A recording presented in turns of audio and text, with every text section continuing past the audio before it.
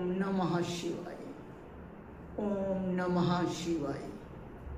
आइए शिव भक्तों, शिव पुराण की, अंदर भगवान की लीलाओं का और विष्णु जी की नाना लीलाओं का आप और हम कथन सुने।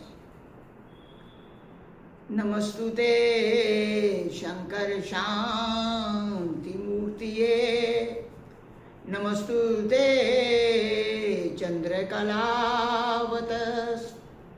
नमस्तुते कारण कारणाय, नमस्तुते कारण वर्जिताय, महागौरी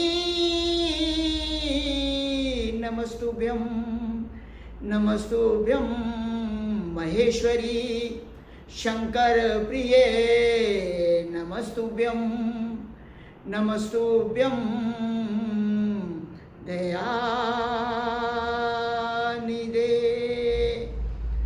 कर्पूर गौरम करुणावतारम, संसार सारम भुजगेन्द्रहारम, सदा वसन्तं हृदयारविन्दे, भवन भवानी सहितं नमामि। जब जलंधर नहीं मरा, छल कपट करके कैलाश पे पहुंचा, अपने गणों, राक्षसी गणों के साथ, शुभ निशुभ कालनेमी राक्षसों के साथ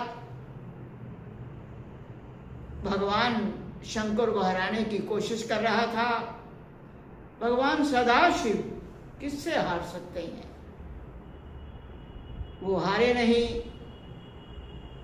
तो जलंधर ने अपनी माया फैला दी, अपनी माया से भोलेनाथ को प्रणाम किया, स्तुति की, सब नृत्य करने लगे। भगवान शंकर भी नृत्य करने लगे। मौका ढूंढ के पार्वती का कैलाश पर्वत पे गमन किया उसने कि गमन का कैलाश की तरफ चलूं और पार्वती का हरण कर दूं। पार्वती ने देखा, वो समझ गई, वो अंतर ध्यान हो गई। वहां से अंतर ध्यान हो गई और किसी वन में चली गई। वहां उसने भगवान विष्णु को बुलाया, स्मरण किया, भगवान विष्णु प्रकट हो गए। उन्होंने कहा, भगवान विष्णु हरि, आप जलंधर के बारे में सब समझते हो ना, कि उसने क्या किया? मैं अंतर ध्यान होकर के वहां से आ गई। मैं कहा, माता आपकी क्या आज्ञा है, क्या करना चाहिए जलंधर के साथ? उन्होंने कहा, जो आपको उचित लगे। माँ भगवती पार्वती कहने लगी कि जो उचित ठीक लगे आप वही करिए। इतना कह के पार्वती अंतर ध्यान हो गई। इधर शंकर जी का युद्ध चलता रहा। उधर विष्णु जी ने क्या किया, एक ब्राह्मण का रूप बना करके वो एक वन की तरफ जाते हुए जलंधर की नगरी की ओर बढ़े। उधर वृंदा को सपना आता है कि उसका पति एक काले घोड़े पे सवार है, भैंसे पे सवार है, काले नगन है, काले फूलों की माला पहनी हुई है और दक्षिण दिशा की तरफ जा रहे हैं। ये सपना देख करके वृंदा परेशान हो गई, दुखी हो गई।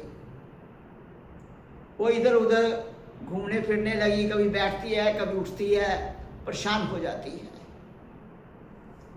जब परेशान हुई तो दो राक्षसिकाएं प्रकट हो गए। वो वृंदा के पीछे भागे। वृंदा को पकड़ने के लिए वृंदा अपने को बचाते हुए भागती हुई आगे बढ़ी। वहाँ एक ब्राह्मण तपस्वी हाथ में कमंडल लिए हुए वहाँ प्रकट हो गया। उसको देख करके कि जो महात्मा है, ब्राह्मण है, ब्रह्मचारी है, कुमंडलू है, ओजस तेज है इसके चेहरे पे, उसके पास सहायता के लिए भागी। उसने वृंदा की सहायता की। वो थे भगवान विष्णु। उन्होंने इशारा कर दिया, राक्षसी को ऊपर चले गए। इतने में दो बंदर आ गए, उनको देखा। तो जब वृंदा ने ये देखा कि ये एक इशारा करते हैं, कमंडल से जल निकाल के राक्षस पे डालते हैं, राक्षस अलोप हो गए। ये महान तपस्वी है, ये संत है, मुनि है, ऋषि है। उनको कहने लगी, भगवान मेरे पति जलंधर की रक्षा कीजिए, और मैंने ऐसे ऐसे सपना देखा, मैं प्रार्थना करती हूँ कि मेरे पति जलंधर की आप रक्षा करना। इतने में दो वानर आए, उनको इशारा किया। भगवान ने अपनी आंखों से वो ऊपर को गए, जलंधर का सिर काट के ले आए।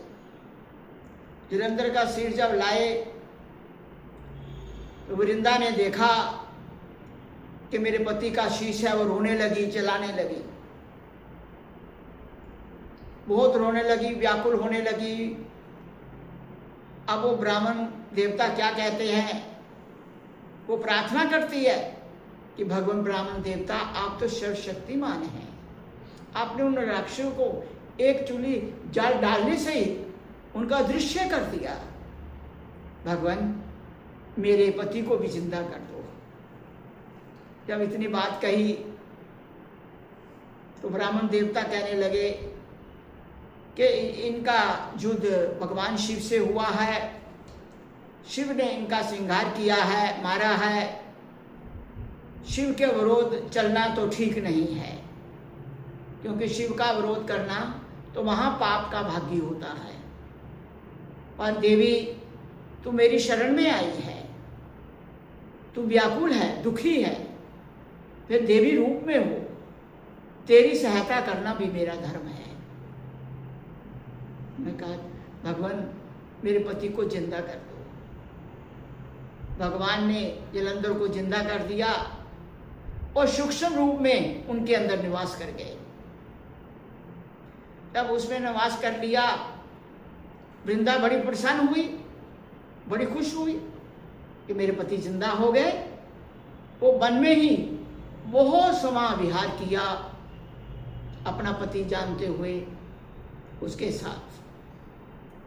जब बहुत देर करने के बावजूद, क्यों माया का पर्दा ज़्यादा देर नहीं रहता, प्यारी आत्माओं आप जानते ही हो कि भगवान की माया भगवान के ये अधीन है, उसके अधीन भगवान नहीं हो सकता।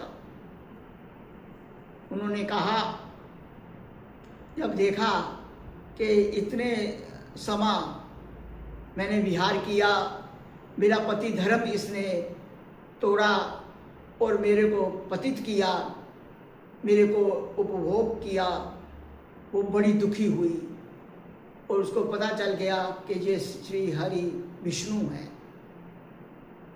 दुखी होकर के बड़ी परेशान हो गई और परेशान होकर के विष्णु जी को श्राप देती है कि आप भी अपनी पत्नी के कारण दुखी होंगे।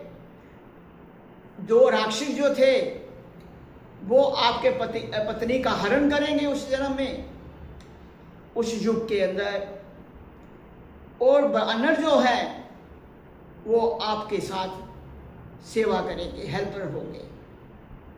परंतु आप इतने व्याकुल होंगे जैसे मैं अपने पति के लिए व्याकुल थी, और आपने मेरा सतीत्व भंग कर दिया, मैं आपको श्राप देती हूँ। इतना श्राप देकर के अब वृंदा ने चिता बना करके चिता में भस्म हो गई। जब चिता में भस्म हुई, विष्णु जी को पता चला। विष्णु जी बड़े उदास हो गए। जब उदास हुए तो उन्होंने क्या किया, कि वृंदा की भस्म अपने तन पे लगा करके वैरागियों की तरह वो जगह जगह घूमने लग गए। जब घूम रहे थे, इंद्र, देवता लोग, ऋषि मुनिगण सब आए। उन्होंने श्री हरि की ये दशा देख करके उनसे बर्दाश्त नहीं हुआ और वो बार बार प्रभु पे प्रसन्नता के लिए स्तुति करते हैं। प्रभु आप हरि हैं, आप जगत के पालनहार हैं, आप भक्तों के भगवान हैं। प्रभु आप किस माया में फंस गए, कैसे हो गए, वापस आइए। परंतु भगवान विष्णु, वृंदा के साथ प्रीति हो गई, उनकी विरह में वो इस प्रकार से डामाडोल हो गए।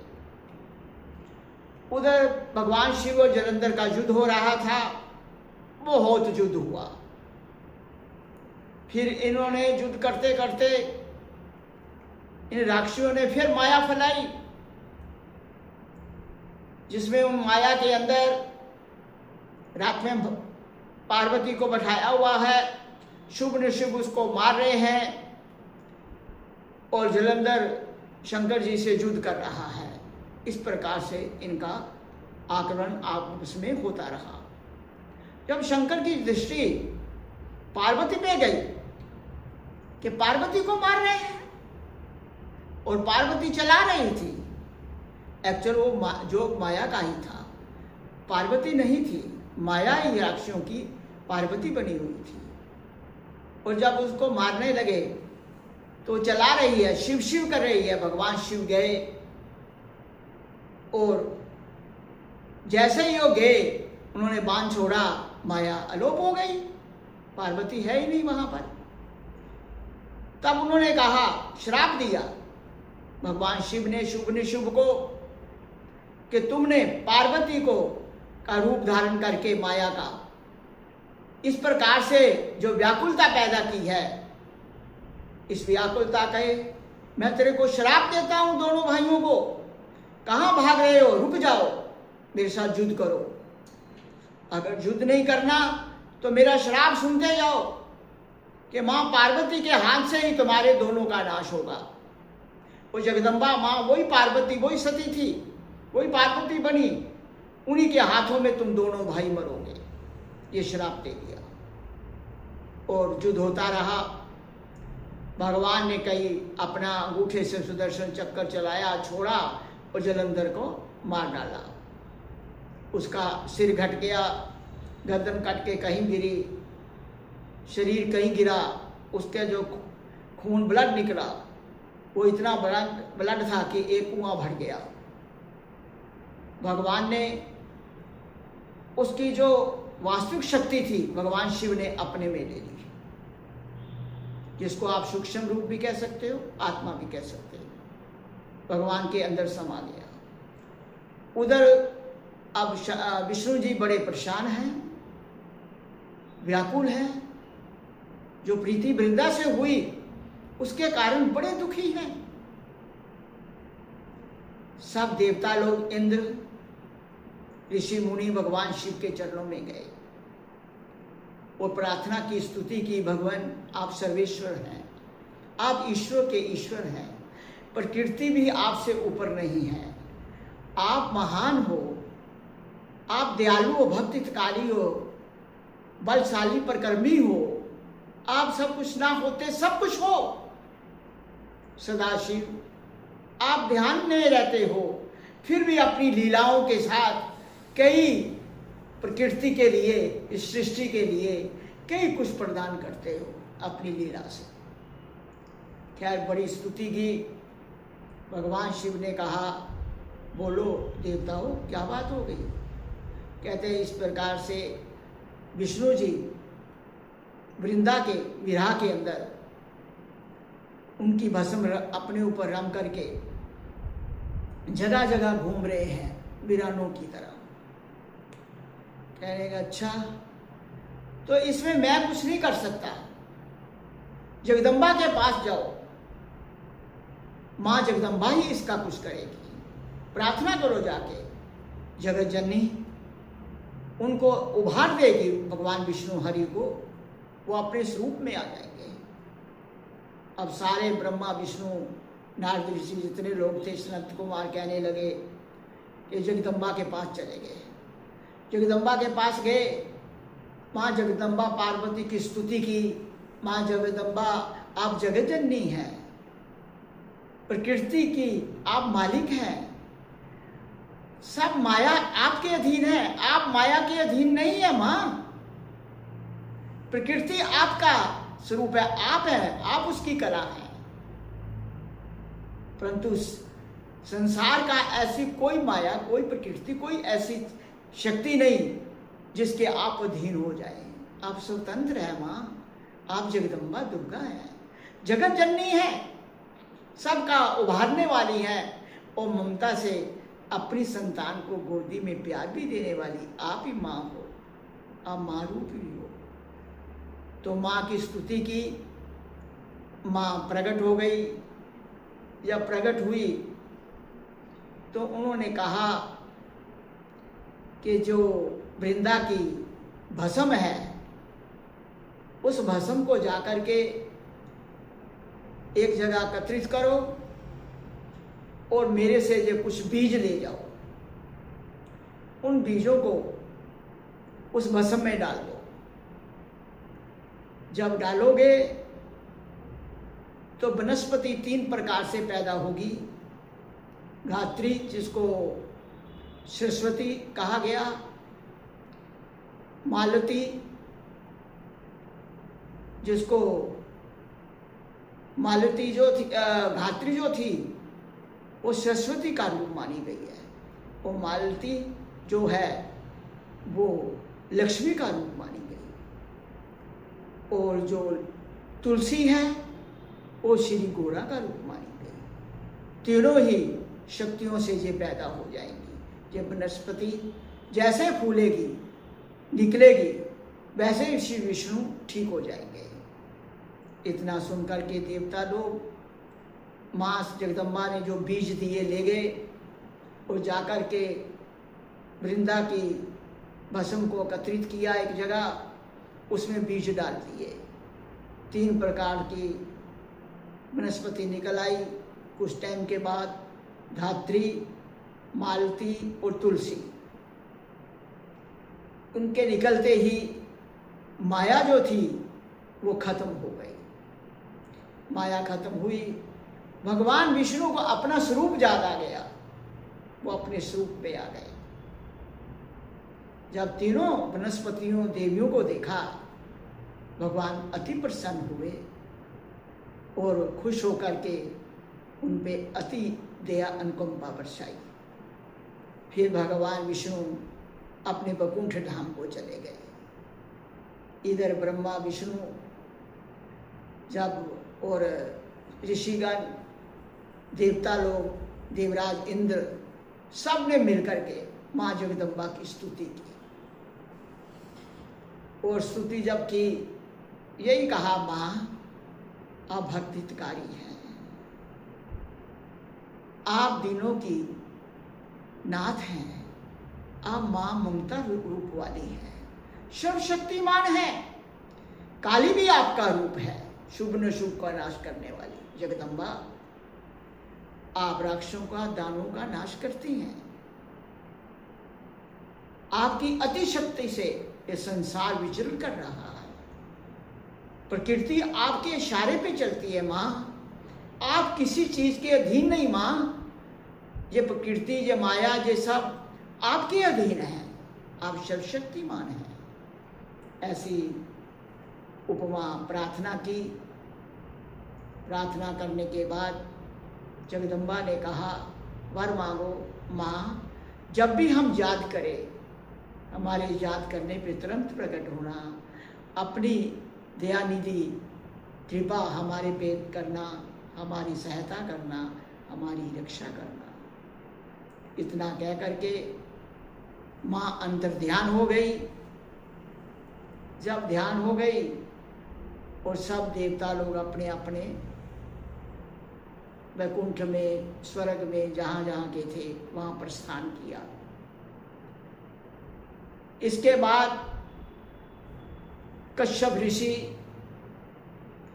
बहुत धर्मात्मा थे, धर्म पे बड़ी आस्था थी, बड़े भक्त टाइप के थे, धर्म पे चलने वाले। उन्होंने कई बार ब्रह्मा जी की सृष्टि उत्पत्ति के टाइम जो जो उन्होंने कहा, कश्यप ऋषि ने उनका साथ दिया, साथ निभाया। कश्यप ऋषि की इतनी योग्यता देख करके, इतना धर्मात्मा और धर्म में अटूट देख करके दक्ष राजा ने उसको अपनी 13 कन्याओं के साथ शादी कर दी। कश्यप के घर दम पैदा हुआ। दम भी बड़ा धर्मात्मा भगत का था, भक्ति में रहता था, भगवान की आराधना करता था, विष्णु भक्त था। विष्णु की आराधना करना उसके जीवन का ध्येय था। बड़ा तपस्या की उसने भगवान विष्णु की, कई वर्षों तपस्या की। जब कई वर्षों तपस्या की, भगवान विष्णु प्रकट हुए। उन्होंने कहा, वर मांगो, क्या चाहते हो? दम, तेरे पिता तो बहुत धर्मात्मा है। ब्रह्मा जी की सृष्टि की उत्पत्ति के समय ब्रह्मा ने जो भी कहा, कश्यप ऋषि ने उनकी बड़ी सहायता की है। सद्गुणों से युक्त उनका जीवन है, और तू भी उनका बेटा सद्गुणों से युक्त है, तू भी भक्त है।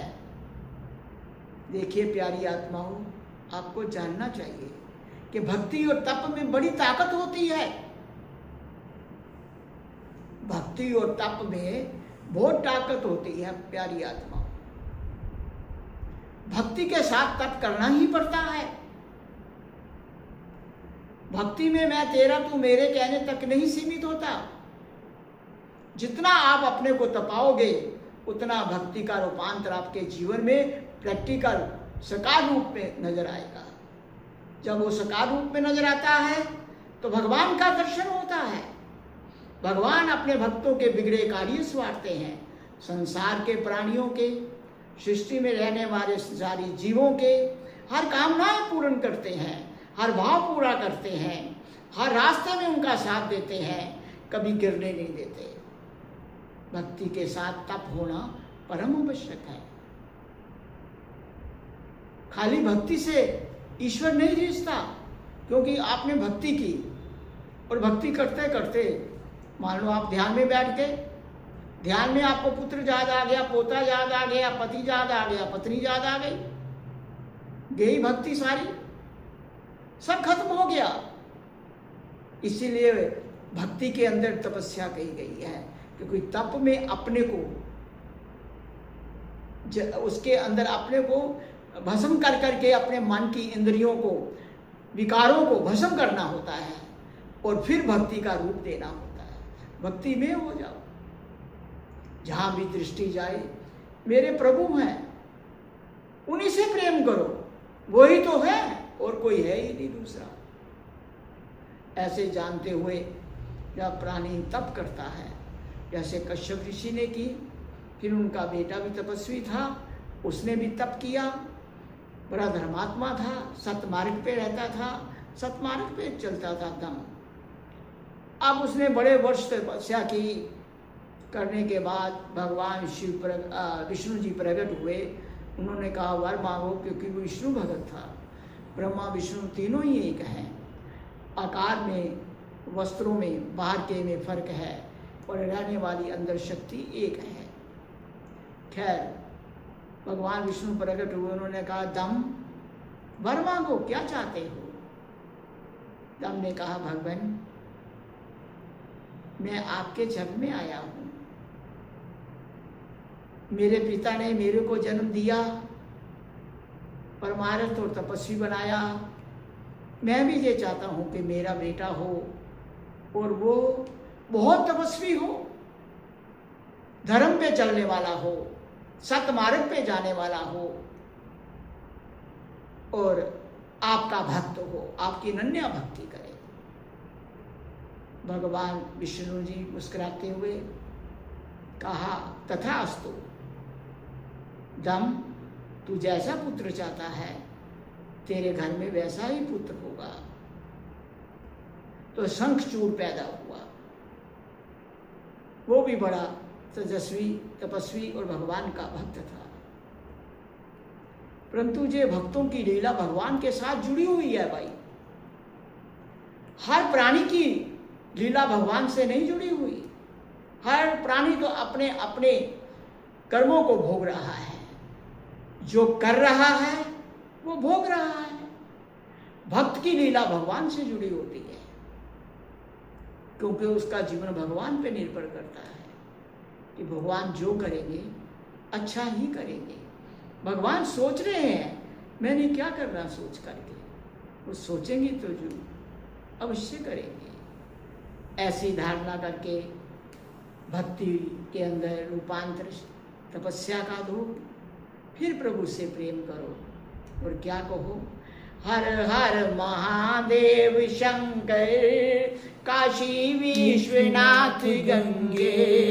हर हर महादेव शंकर काशी विश्वनाथ गंगे। काशी विश्वनाथ गंगे। काशी विश्वनाथ गंगे। काशी विश्वनाथ गंगे। काशी विश्वनाथ गंगे।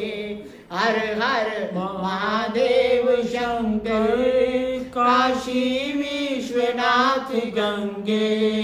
हर हर महादेव शंकर काशी विश्वनाथ गंगे।